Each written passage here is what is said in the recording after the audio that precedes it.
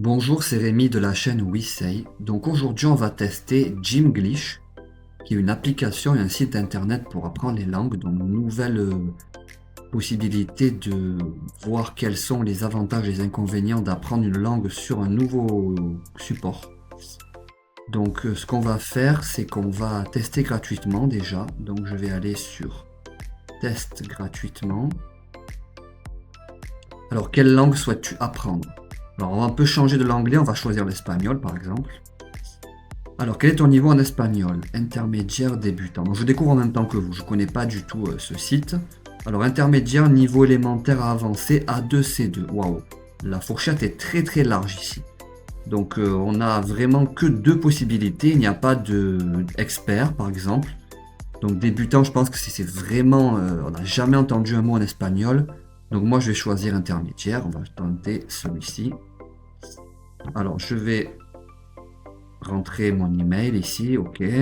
Alors après avoir rentré mon email, on se retrouve dans cette interface. Ton aventure commence ici. Pardon, bonjour, je suis Magda. Ton aventure commence ici. Chaque jour, tu reçois un épisode accompagné de questions, suivi d'une discussion avec moi. Waouh, donc chaque jour. C'est un peu le même concept que Duolingo. C'est un peu intensif si on respecte le processus. Un parcours unique. Les premiers épisodes ont pour objectif d'évaluer ton niveau. Ne t'inquiète pas si c'est trop facile ou trop difficile, j'ajusterai le niveau, d'accord. Et ensuite, ton attestation de niveau. Après les 7 premiers épisodes, tu recevras une attestation de niveau avec un bilan personnalisé. Ok, merci.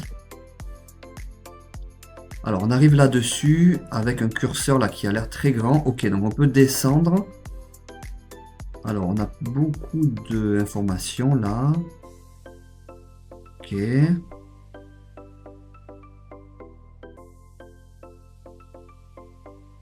D'accord, donc on a toute une première page qui est donc le premier épisode total. Ok, ok. Donc sur la même page, on n'a pas besoin de faire précédent ou etc. Alors on arrive ici avec donc capitulo 1. Capitulo c'est chapitre. Adios Betty. Ok. Bienvenue. Ok, alors on va écouter l'audio. Betty Borbollón muere a los 106 años. Madrid. Betty Borbollón. Ah d'accord, donc en fait l'audio correspond au document en dessous. Donc on a un article de journal là avec une image, un titre et un petit article. Donc on va cliquer sur audio et lire en même temps. Ah, on a aussi une possibilité de changer la vitesse de lecture. Alors on va garder normal. On va voir ce que ça donne. C'est pas très long je pense. La famosa propietaria del histórico Hotel Borbollón, situado en el centro de Madrid, murió esta mañana. La causa de la muerte es desconocida, pero su edad, 106 años, podría estar relacionada.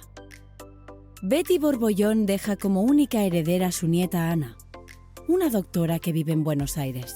Très bien. Ah, donc l'audio correspond à l'image, à l'article. J'imagine que ce sera la même chose pour les articles suivants. Alors continuons. Donc algunas pistas, donc quelques pistes. C'est-à-dire que là, il nous donne deux mots de vocabulaire qui sont dans l'article. Alors ahora las preguntas. Donc maintenant les questions. Betty se presenta, completas las frases con el verbo más apropiado. Très bien, alors là on va compléter 3 phrases basiques. Donc me llamo, je pense. Estoy en Madrid. Y tengo. Alors j'ai oublié, je vais pas tenter les chiffres en espagnol. J'ai oublié. Bon bref, je remplis ça. Deuxième petit exercice technique. Que, como, cuando, donde. Escribir el interrogativo correcto para completar cada pregunta. Fíjate en las respuestas. D'accord, alors donc compléter les questions, attention aux réponses. Betty Borbollón deja como única heredera a su nieta Ana. Alors ici, d'accord, donc c'est pas facile parce qu'on n'a pas de possibilité. Alors je pense qu'on dit quién pour qui. Quién es Ana, qui est Ana. Et oui, puisqu'ils nous ont dit qu'en fait c'était pour tester le niveau. Donc même si c'est trop dur, on verra juste à quoi ça sert après pour détecter notre niveau.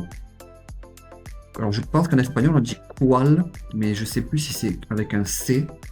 Je pense que c'est cuáles, on verra.